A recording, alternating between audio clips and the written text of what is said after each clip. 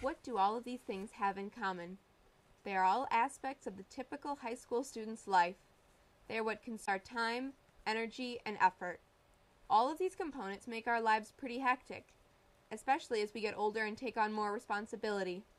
Consequently, this leaves us with little time to take care of something that is just as important as all of the former, our health.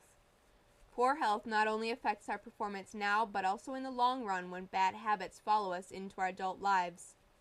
There's so much information out there, but we've put together a small video presenting you with the important facts about teen health, feedback from students just like you, what you can do to improve your health and wellness, and ultimately improve your life. Bad when I see students that think that, well, I don't have to be healthy now. I can eat whatever I want. My metabolism is high, or maybe they don't even understand that. Right now, your metabolism is high. You're young. As you get older, that metabolism slows down unless you do things to counteract that, like eat healthy and work out and build muscle and things like that. As you get older, it's not that easy. Stress. You probably feel this when you have to meet close deadlines, are about to take a final exam, or can't find your car keys. Stress can be good. It keeps us on our toes and ready to handle a difficult situation. However, too much stress is extremely detrimental to our mental health and physical health. Many people don't know how to deal with stress or admit they overreact. I'm not really good at handling stress, I guess, just because I'm a really intense person. So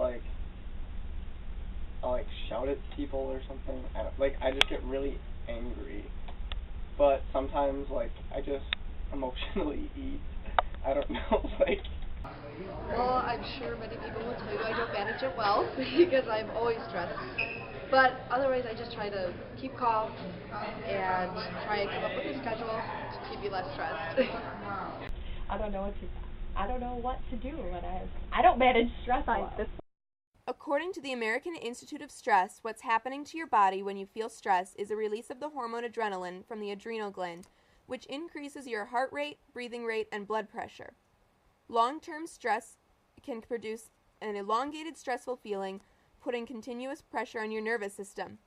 This can wear out your body, causing a feeling of being overwhelmed and leading to other problems such as anxiety attacks, feeling tense, irritability, stomach aches, chest aches, headaches, insomnia, and depression.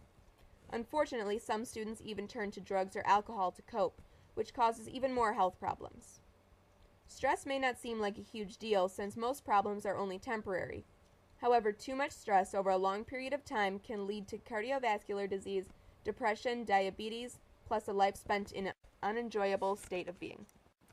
So what can you do? Healthy ways to relieve stress include frequent exercise to channel negative energy and taking time to relax every day. Kind of relax and not worry about the things that are stressing me. I can always come back to those things and work on them later. Listen to music, get a good night's sleep, watch some TV. Nice hot showers, comfort food at some times, and actually some yoga. I work out. Scheduling out your day as best you can will allow you to plan for what's coming and avoid the unexpected as much as possible. I guess I plan it so things aren't so overlapping and try to keep as much space between events as possible. To plan my schedule, I keep 25 different calendars. I keep a written one, I keep an electronic one, and then I always try to communicate with all the people that I'm working with to make sure that we still are on, that we still are meeting. I always try to do that so everybody's on the same page. I try to build in free time when I get home. I don't want to try to go right into homework. So you have to make school a priority, but you also have to make leading a healthy lifestyle a priority. You have to find a happy medium. Time management really plays a huge part. Find someone you trust to talk to, and try not to get wound up so tight. After all, too much stress will only impair your situation more. No matter what the time of day, though morning is common for most, exercise should be performed every day. Sometimes it can be hard to fit in time for exercise. I have not legitimately worked out since sophomore year gym class. Many benefits are paired with exercise and fitness. Some include improvement of sleep, release of stress, lengthening of life, achieving a healthy weight, improvement in posture, and a decrease of risk of different types of cancer. I like to continue to work out. I find time in the morning or after school to go for a run, go lifting, or to go swimming. I take dance classes throughout the year. I also enjoy walking my dog. I run on the treadmill or do the elliptical. I actually work out twice a week. Normally I go to the Y. I try and run probably close to an hour. Otherwise, besides running, I try and lift weights and just stay fit. We run all winter long, and all summer long, twice a day. I go jogging a lot. Exercise can be broken down into different categories. There's cardiovascular, muscular, and flexibility. Cardiovascular exercise involves some sort of physical activity that improves the blood flow and heart of the body. Another form of exercise is muscular fitness, which involves muscles, improving the quality and strength. Weight training is the main exercise. You can do different exercises for each muscle group. It's pretty obvious that eating healthy is an important piece of your overall health. I am a big believer in people eating healthy. If we eat healthy, it takes care of 90% of the battle. However, we know fast food restaurants are an easy, quick, go-to place for families and students alike. After all, it's much easier to stop at Culver's on the way home from work or practice than it is to prepare a homemade salad in your kitchen. Unfortunately, most fast food items are packed with sodium and fat, and you have to even watch out for the foods that appear healthy. For example, according to a post on thenakedlabel.com, a McDonald's Mighty Caesar entree with crispy chicken and Caesar dressing has a whopping 700 calories and 54 grams of fat. According to Elizabeth Scherer, author of Discovery, Fit, and Health, most teens should eat about 2,200 calories and 61 to 86 grams of fat per day. Just from that salad alone, you're consuming almost a third of your daily calories and 63% of your daily fat, assuming you consume all 86 grams. 89% of your daily intake if you consume 61 grams.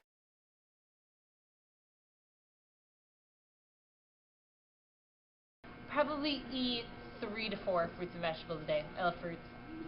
I normally have probably 3 to 4 a day. I'm over 5. Probably 3, more likely for each. I get about 1 or 2 servings a day. Pretty close, if not more than that. Probably 3 or 4 times a week. So I have my fruits and vegetables every day at lunch and try and eat fruits and vegetables throughout dinner as well. Probably every other day, I'd say. So I'm on the move a lot, so a lot of times I have to stop at fast food places like McDonald's to get dinner. We eat out quite a bit. Probably once a week with my family, I would say.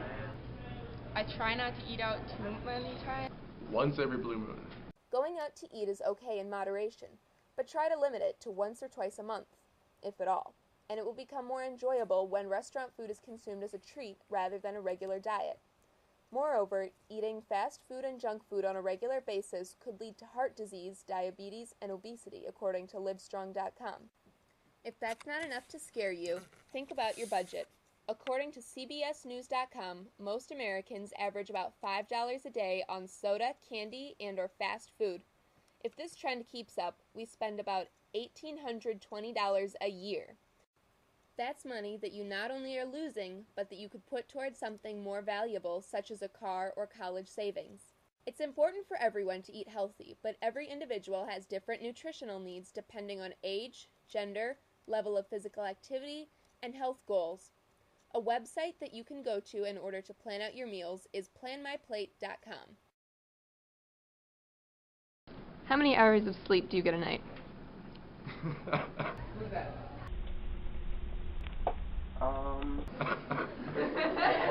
I either get 6.5 or 7.5 hours. 8 to 10. I get about 6 hours of sleep. 4 to 5 on average. Your grades and health both suffer from those late nights trying to finish a paper or getting home late with a lot of outside of school activities or work. Lack of sleep leads to depression and obesity. It also puts you at risk for a more spontaneous problem, such as car accidents when you're not able to stay alert while driving. When you are sleep deprived, you are as impaired as if driving with a blood alcohol content of 0.08%, which is illegal for drivers in Wisconsin. Drowsy drivers also causes over 100,000 crashes each year. As a growing teenager, you should idealistically be getting 8.5 to 9.5 hours of sleep a night. This is not always possible, but getting enough sleep should be a priority since it affects how you perform on virtually everything you do. Try to go to bed at the same time every night and wake up at the same time every morning. So your naps can also be beneficial, but keep them under an hour or not too close to bedtime. My advice is to always make time to be healthy. Being healthy is extremely important, so block off an hour of the day to make sure you're active and moving. I would say join a sport maybe, or join like a fitness club if you can, you have time to, and just try to every day consistently make time for it and make it a priority. Don't eat out, eat vegetables. If you can, go to sleep early, stuff can wait, and prioritize. I know it's going to sound weird coming from me, but probably not to get so stressed, because I think that's the one thing that really holds you back, both mentally and in your health.